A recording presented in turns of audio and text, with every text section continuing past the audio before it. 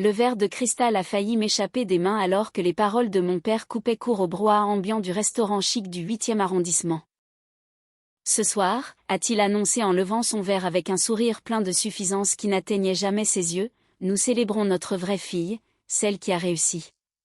Un sifflement soudain a envahi mes oreilles, couvrant les rires polis autour de la longue table en chêne massif. Le filet de bœuf parfaitement cuit dans mon assiette est devenu immangeable alors que je regardais 20 membres de ma famille se tourner vers ma sœur Camille avec des sourires admiratifs. Les doigts de ma mère se sont crispés sur sa serviette en lin alors qu'elle feignait d'être émue, tandis que Camille savourait leur approbation avec une modestie travaillée. Les lustres au plafond semblaient soudain trop crus, exposant chaque micro-expression autour de la table. Les regards de pitié, l'embarras par procuration, le soulagement de ne pas être la cible. Je m'appelle Élise. J'ai 34 ans et je suis entrepreneuse. Voici l'histoire de la façon dont j'ai reconquis non seulement le respect de ma famille, mais aussi ma propre puissance. J'étais assise au bout de la table, le poids de ces mots pesant sur ma poitrine comme une force physique. Mon mari Julien a serré mon genou sous la nappe, sa présence calme étant la seule chose qui me retenait sur ma chaise. Son costume sur mesure ne criait pas la richesse comme celui de mon père, mais sa confiance tranquille dégageait une autorité qu'aucune personne dans cette pièce n'avait encore reconnue. « Papa » a dit Camille avec un rire pratiqué, « tu n'es pas obligé de dire ça. » Il a ricané en faisant tourner son grand cru de Bordeaux dans son verre. « Oh que si. Le monde doit connaître la différence entre l'ambition, disons, le potentiel gâché. » Ses yeux ont glissé vers moi comme des poignards. Tous les regards ont suivi le sien et j'ai senti la chaleur monter à mon visage. Pas par honte, mais par une fureur qui grandissait en moi sans pouvoir s'échapper. J'avais été étiquetée comme la déception depuis que ma petite agence de design avait fait faillite il y a 3 ans, celle qui s'était mariée en dessous de son rang, comme mon père l'avait murmuré assez fort pour que Julien l'entende lors de notre mariage. Camille s'est penchée en avant, ses boucles d'oreilles de chez Cartier captant la lumière. « Tu en es où d'ailleurs ? Qu'est-ce que tu fais déjà ? Du travail en freelance ? » Quelques rires étouffés ont parcouru la table. Mon cousin a détourné les yeux, soudain fasciné par les motifs de son assiette. Quelque chose comme ça, ai-je répondu, gardant ma voix stable malgré le tremblement de mes doigts. Bien, a-t-elle ajouté avec une satisfaction hautaine émanant de sa posture parfaite. Nous ne pouvons pas tous être vice-présidents chez Beaumont et Ardouin, n'est-ce pas ?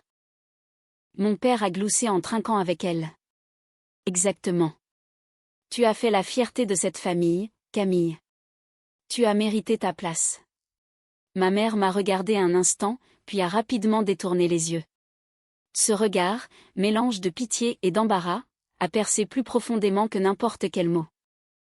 Julien s'est approché, sa voix basse, calme, presque dangereuse. Tu es sûr de vouloir supporter ça ? J'ai croisé son regard et lui ai adressé un léger sourire. Oh, je veux voir jusqu'où ils iront. Le serveur est arrivé avec le champagne et mon père a de nouveau levé son verre. À Camille, a-t-il déclaré, et à l'entreprise qui a fait d'elle ce qu'elle est. Tout le monde a applaudi, sauf Julien, sauf moi. Le son des rires tourbillonnait autour de nous comme un bruit blanc, terne et insignifiant. J'ai senti l'amertume monter, des souvenirs défilant, des années de comparaison, de rejet, de remplacement. J'avais été la fille qui peignait ses rêves, qui avait échoué une fois et à qui on ne l'avait jamais pardonné. Camille avait toujours été l'enfant prodige, les cheveux impeccables, le travail parfait, la fierté absolue de ses parents. Mais la perfection a une date de péremption. La main de Julien a serré la mienne sous la table. Ses lèvres ont frôlé mon oreille dans un souffle. C'est le moment de leur dire que nous avons racheté leur boîte. Pendant une seconde, je me suis figée. La pièce est devenue floue. Les fourchettes tintaient contre la porcelaine. Mon père riait d'une anecdote de Camille sur le succès en entreprise. Puis je me suis tournée vers Julien, trouvant mon centre de gravité dans ses yeux. Je me suis raclé la gorge doucement. « Papa ?» Il m'a regardé entre deux gorgées. C'est drôle à propos de Beaumont et Ardouin, ai-je dit d'une voix posée, presque douce. La société a changé de propriétaire la semaine dernière. Les rires se sont éteints instantanément. Il a froncé les sourcils en posant son verre. De quoi tu parles? Julien s'est penché en avant en posant ses avant-bras sur la table. Elle dit que nous l'avons racheté. Chaque action, chaque actif. L'air est devenu lourd comme si quelqu'un avait soudainement augmenté sa densité.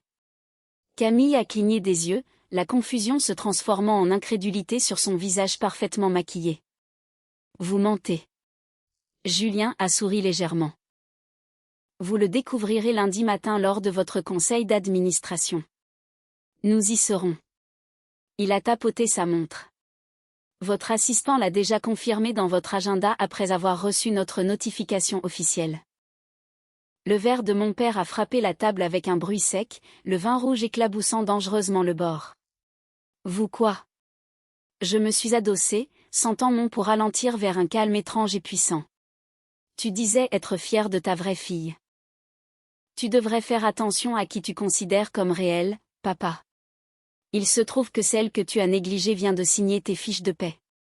Le silence qui a suivi n'était pas seulement gênant, il était poétique. Julien a pris son champagne avec désinvolture. À la famille. Personne n'a levé son verre, mais pour la première fois de ma vie, je n'avais pas besoin qu'il le fasse. Après avoir quitté le restaurant, j'ai à peine dormi. Le poids de ce que nous avions accompli retombait sur moi par vagues. L'écho du silence de la veille collait encore à moi comme de la fumée alors que je me tenais devant la fenêtre de notre cuisine le lendemain matin. Mon téléphone vibrait sans arrêt. Des appels manqués de mon père, des SMS non lus de Camille. Julien a jeté un coup d'œil par-dessus sa tasse de café, l'expression indéchiffrable. Ils viendront, a-t-il dit doucement. Les gens comme ça finissent toujours par venir. L'orgueil ne les laisse pas rester tranquilles. Comme prévu, la caméra du portail a sonné. Le SUV noir de mon père s'est garé dans l'allée de notre maison de banlieue chic, suivi par le coupé blanc de Camille. Je n'étais pas surprise qu'ils aient trouvé notre adresse. Ma mère était venue une fois il y a 2 ans à Noël lorsqu'elle avait brièvement tenté une réconciliation. Je pouvais déjà imaginer la tempête qui s'apprêtait à franchir notre porte. Julien n'a pas bronché. Il a simplement ajusté sa cravate avec une précision méthodique comme s'il s'agissait d'une simple réunion d'affaires. Quand la sonnette a retenti, une fois, fort, j'ai pris une grande inspiration avant d'ouvrir. Mon père se tenait là, le visage rouge, serrant une liasse de papier. « Tu penses que c'est drôle » a-t-il hurlé. « Tu entres chez moi, tu m'humilies devant tout le monde, et maintenant tu colportes des mensonges. » « Des mensonges » ai-je demandé en m'écartant. « Entrez. Discutons calmement. » Camille est passée devant moi, son parfum fort et coûteux semblant conçu pour prendre plus de place qu'elle. « Papa, ne perds pas ton temps. Il est impossible qu'ils aient racheté Beaumont et Ardouin. Le conseil m'en aurait informé. » Julien s'est appuyé contre le comptoir, imperturbable. « En fait, ils l'ont fait. Vérifie tes emails. » Elle a ricané mais a sorti son téléphone malgré tout. Au moment où ses yeux ont parcouru l'écran, elle a perdu toutes ses couleurs. L'objet du mail indiquait « Avis de transfert de propriété. Groupe Beaumont et Ardouin. » Ce n'est pas possible, a-t-elle chuchoté, la voix brisée. C'est très réel, a dit Julien avec assurance. L'ancien président prenait sa retraite. Nous avons fait une offre de rachat qu'il ne pouvait pas refuser. Il a marqué une pause, le regard fixe. Tu serais surprise de voir combien de portes s'ouvrent quand on traite les gens avec décence.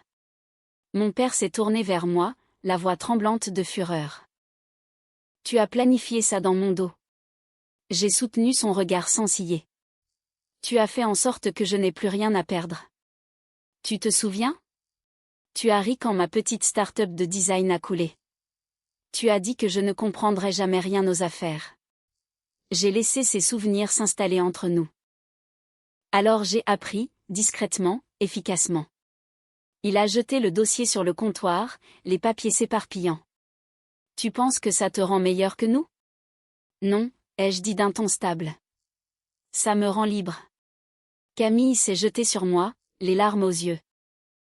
Tu ne supportais pas que je les rende enfin fiers. Alors tu as dû tout gâcher. Gâcher? Les joues coupées, sentant quelque chose se libérer en moi.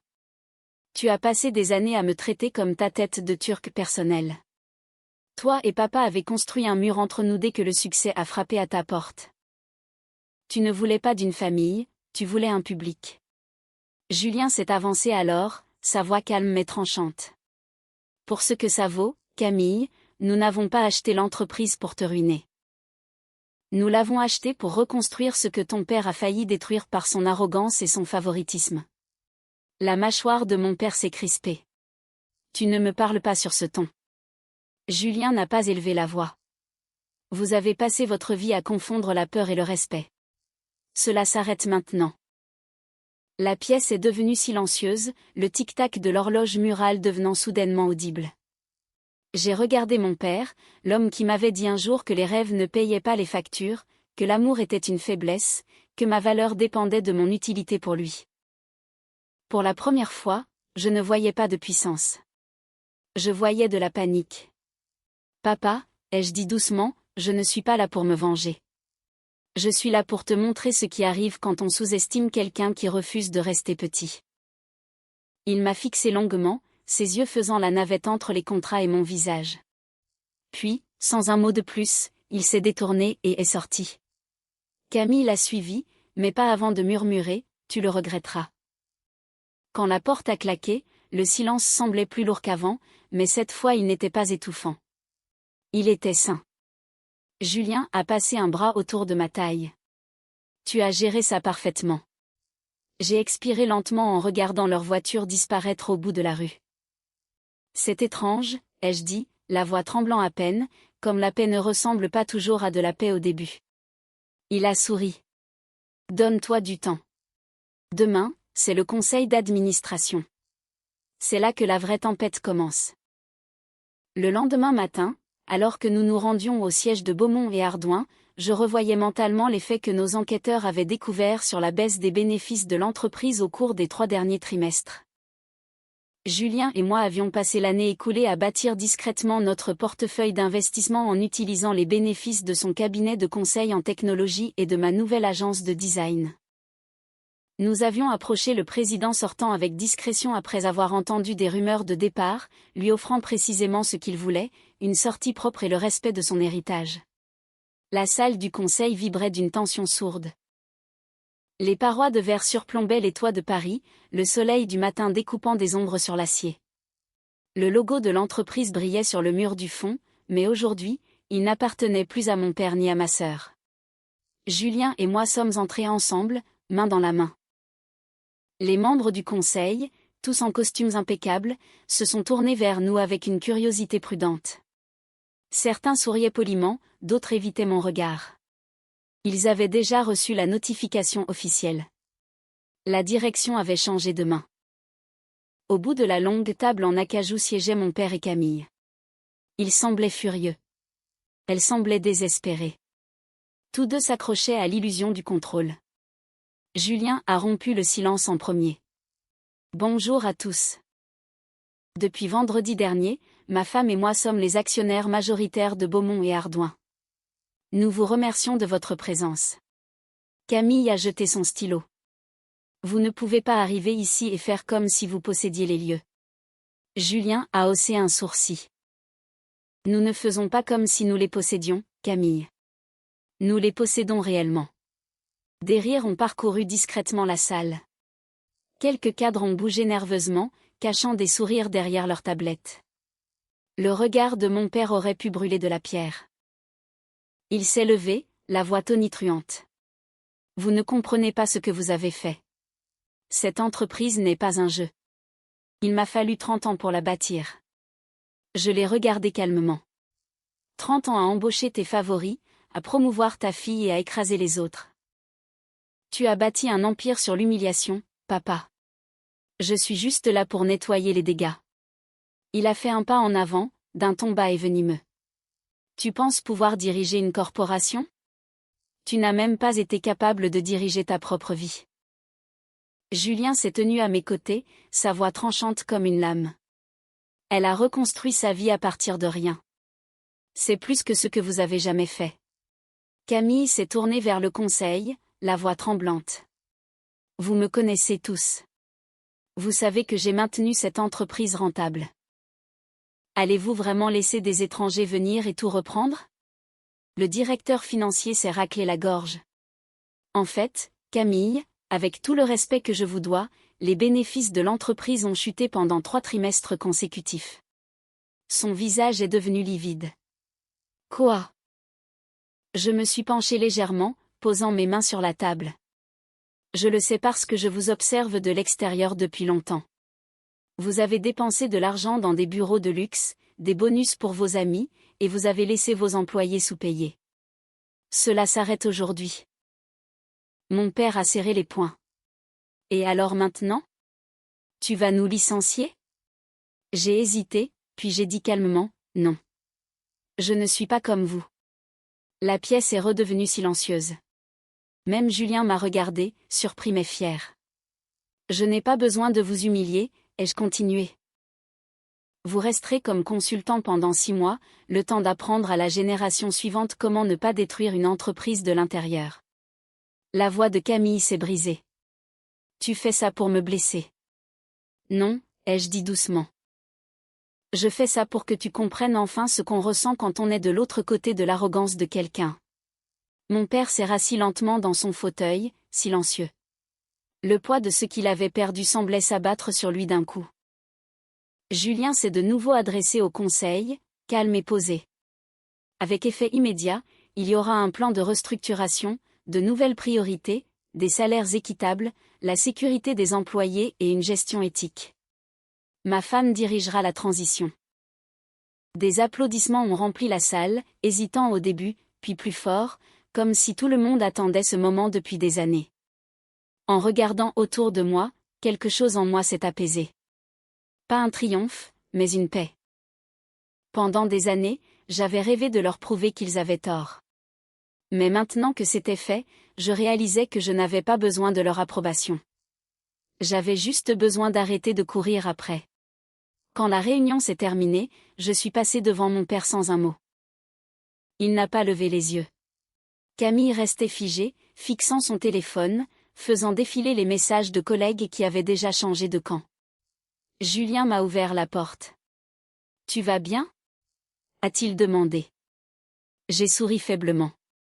Mieux que je ne l'ai jamais été. Nous sommes sortis au soleil. Pour une fois, il ne semblait pas agressif. Il semblait mérité. Alors que nous nous installions dans nos nouveaux bureaux au cours des 2 semaines suivantes, nous avons emménagé temporairement dans le penthouse de fonction de l'entreprise pendant la rénovation de notre maison. Les gros titres étaient partout. Une nouvelle direction chez Beaumont et Ardouin promet des réformes. Une propriétaire apporte de l'humanité dans les affaires. Les journalistes appelaient sans arrêt. Les investisseurs revenaient.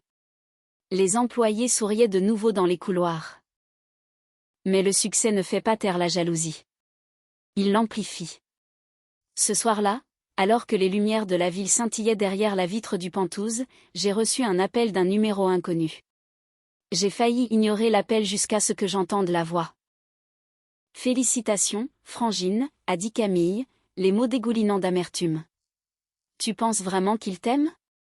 Le conseil, le personnel, les médias ? » Elle a marqué une pause. « Tu tomberas comme la dernière fois. Et quand tu le feras, je serai là pour rappeler à tout le monde qui est la vraie héritière. » J'ai soupiré doucement. « Tu t'épuises, Camille. Essaie de savourer la paix pour une fois. Tu as pris ma vie, a-t-elle sifflé. Ma position, mon respect. Non, ai-je interrompu, calme mais ferme. Tu les as perdus. Tout ce que j'ai fait, c'est arrêter de prétendre que tu les méritais. Elle a raccroché. Julien a levé les yeux de son ordinateur. Un problème ? Juste de vieux fantômes qui essaient de rester d'actualité, ai-je murmuré en posant mon téléphone face contre terre. Mais j'aurais dû savoir que Camille n'en avait pas fini. Le lendemain matin, mon assistante a fait irruption dans mon bureau, le visage pâle. « Madame, vous devez voir ça. » Elle m'a tendu une tablette. Une vidéo passait, un faux reportage accusant de fraude, affirmant que le rachat était illégal. C'était un mensonge, soigneusement monté et diffusé sur toutes les plateformes sociales. Camille avait utilisé ses contacts médiatiques de l'époque où elle était vice-présidente pour assurer une exposition maximale en une nuit. Julien est entré quelques instants plus tard, la mâchoire serrée. Elle l'a fait. J'ai senti mon pouls se stabiliser, non pas par panique, mais par résolution. Alors nous allons gérer ça de la bonne manière. J'ai appelé mon chauffeur immédiatement et je me suis dirigé vers la salle de presse de l'entreprise. À midi, j'ai convoqué une conférence de presse d'urgence. Les flashs crépitaient alors que j'entrais, la tête haute, la voix calme. Les faux récits se propagent vite quand la vérité menace les égos fragiles, ai-je commencé. Mais les faits parlent plus fort que les rumeurs. J'ai affiché les preuves de chaque transaction, chaque autorisation légale, chaque accord signé. Le public regardait la vérité se dévoiler en direct. Des documents, des horodatages et même une vidéo de l'ancien président lui-même disant « C'est son intégrité qui m'a convaincu de vendre ». Les journalistes murmuraient. Les appareils photo cliquaient comme le tonnerre. Et puis, tout au fond de la foule, je l'ai vu. Camille portant des lunettes de soleil, la mâchoire tremblante. Je n'ai pas bronché. La famille peut être compliquée, ai-je dit, laissant les mots flotter dans l'air. Mais la famille nous apprend aussi le prix de l'orgueil. Cette entreprise n'est pas une question de vengeance. C'est une question de reconstruire quelque chose d'honnête. La salle a éclaté en applaudissements. Camille s'est détournée et s'est éclipsée avant que les caméras ne saisissent son visage. Après cela, quand je suis sortie, l'air semblait plus léger. Julien m'a rejointe sur les marches, son sourire discret mais complet. « Tu n'as pas seulement gagné », a-t-il dit. « Tu t'es transformé. » J'ai regardé l'horizon de la ville, cette même ville qui m'avait autrefois broyé et s'était moquée de mon échec. « C'est drôle », ai-je chuchoté. Je pensais autrefois que le succès signifiait les battre. Maintenant, je réalise que cela signifie ne jamais devenir comme eux. Ce soir-là, alors que nous étions assis sur le balcon, Julien m'a tendu une petite boîte en velours. À l'intérieur, ce n'était pas un bijou. C'était une clé. Un nouvel immeuble, a-t-il dit, pour ta propre entreprise. Celle qui porte ton nom. Tu as mérité ça. Ma poitrine s'est serrée. Pas de fierté, mais de quelque chose de plus doux. Et pour Beaumont et Ardouin ? Il a souri. Tu l'as sauvée. Maintenant, laisse-la voler de ses propres ailes. Tu n'as plus besoin de leur ombre. Pendant un long moment, j'ai contemplé la ville. 1000 fenêtres brillant dans la nuit. Chacune me rappelait une leçon apprise à la dure. Que le silence peut être une puissance. Que la gentillesse peut être plus tranchante que la vengeance. Et que s'en aller peut être la plus éclatante des victoires. Je me suis tournée vers Julien, la voix assurée, pleine d'une force tranquille. Bâtissons quelque chose de mieux. Quelque chose qui n'oublie jamais d'où il vient. Il a acquiescé. Ensemble. Les lumières de la ville scintillaient en bas tandis que le vent tournait. Doux. Propre. Définitif. Un mois plus tard, j'ai reçu une lettre de ma mère.